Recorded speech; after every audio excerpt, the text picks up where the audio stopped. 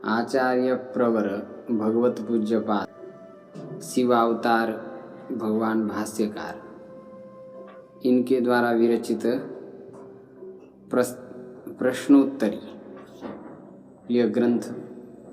इस ग्रंथ में शिष्य आचार्य को पूछ रहे हैं कि सबसे ज़्यादा किससे डरना चाहिए संसार।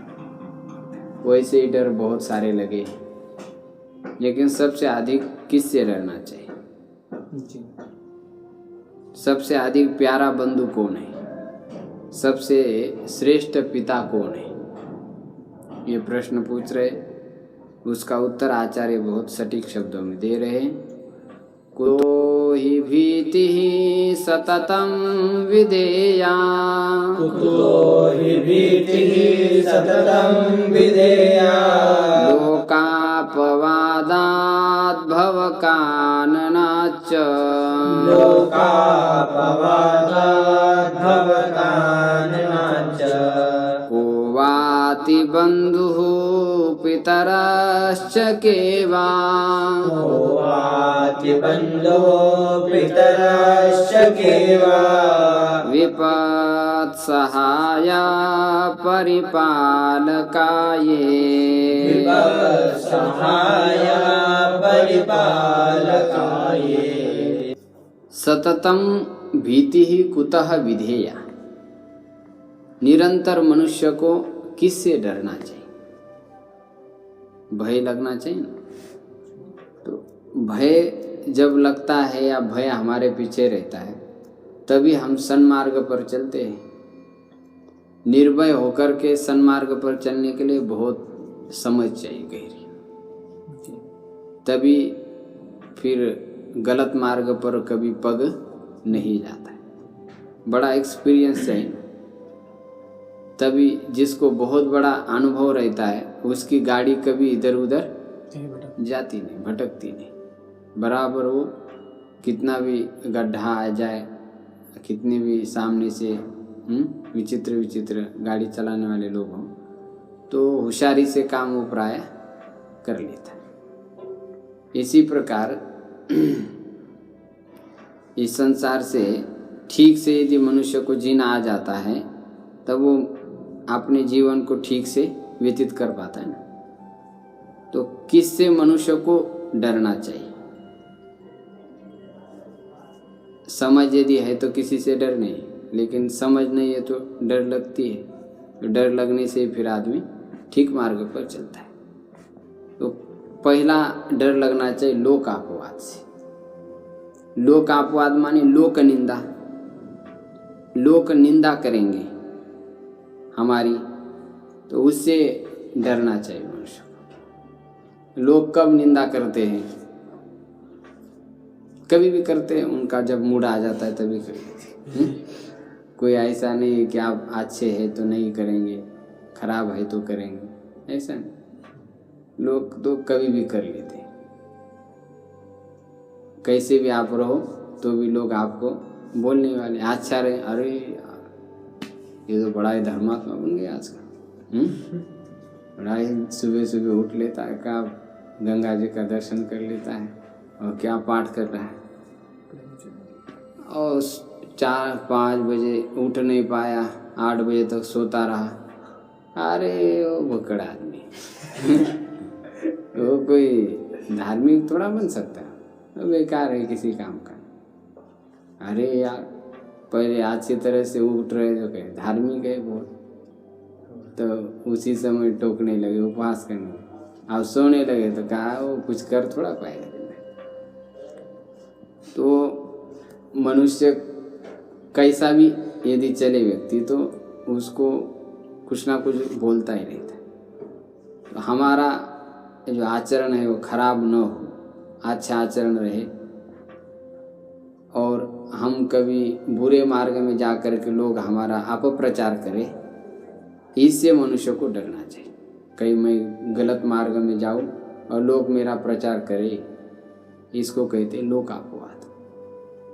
उस लोक अपवाद से डरे रहना चाहिए। कहीं मेरा पैर फिसल जाए गलत मार्ग पर, लोग उसी का मौका देख करके खूब मेरा प्रचार करेंगे, तो ये अच्छी बात नहीं, इसलिए डरते रहना चाहिए, सावधानी रखनी चाहिए। भवकाननाच, और संसार रूप जो जंगल है, घना जंगल है, इस जंगल से भी डरना चाहिए, क्योंकि इस जंगल के अंदर बड़े ही हिंस्र पशु पक्षी, हिंस्र जानवर है। कौन से? काम, क्रोध और लोभ। ये बड़े ही विचित्र है, बड़े क्रूर है।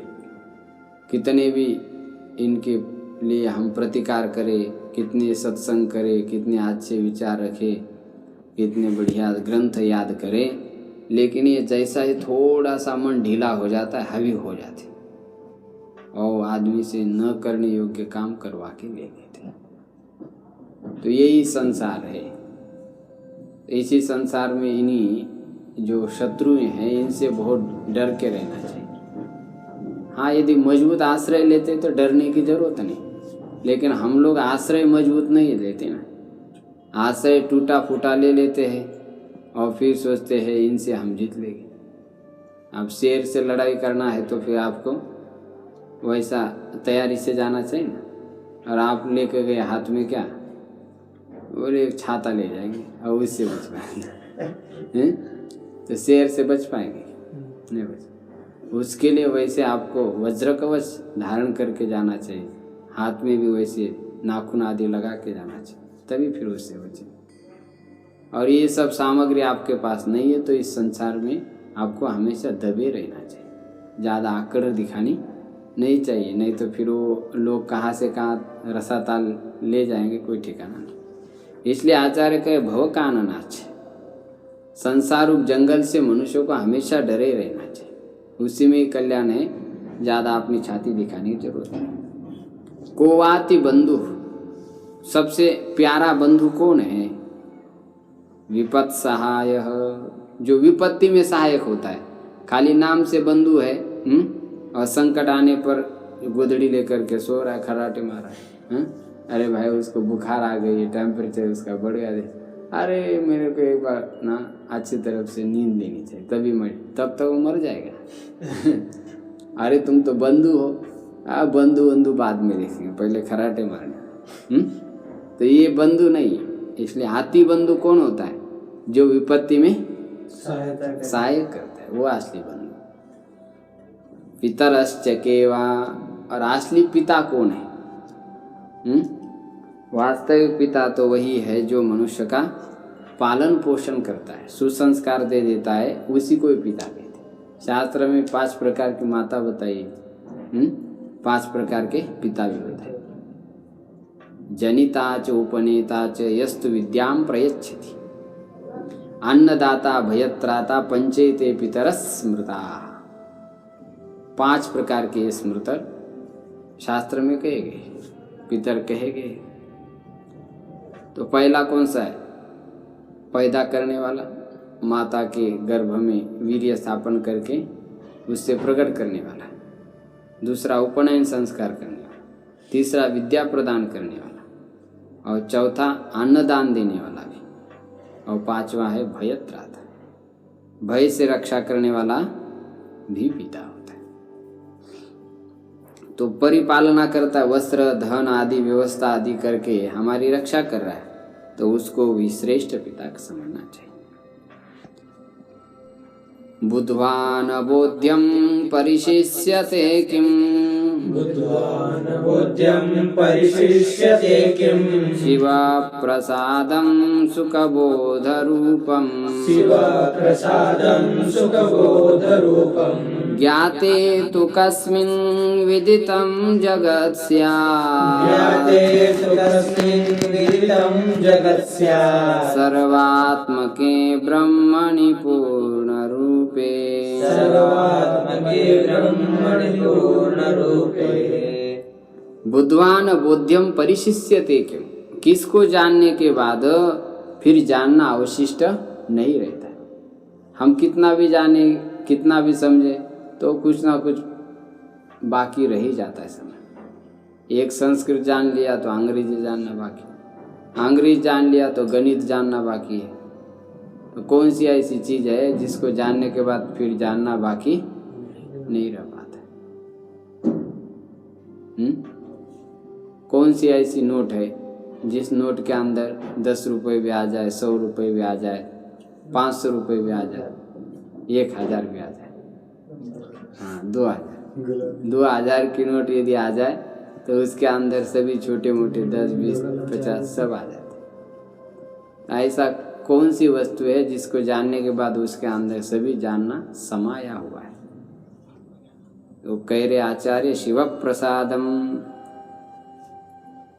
शिव प्रसाद माने भगवान का जो स्वरूप है वो कैसा है?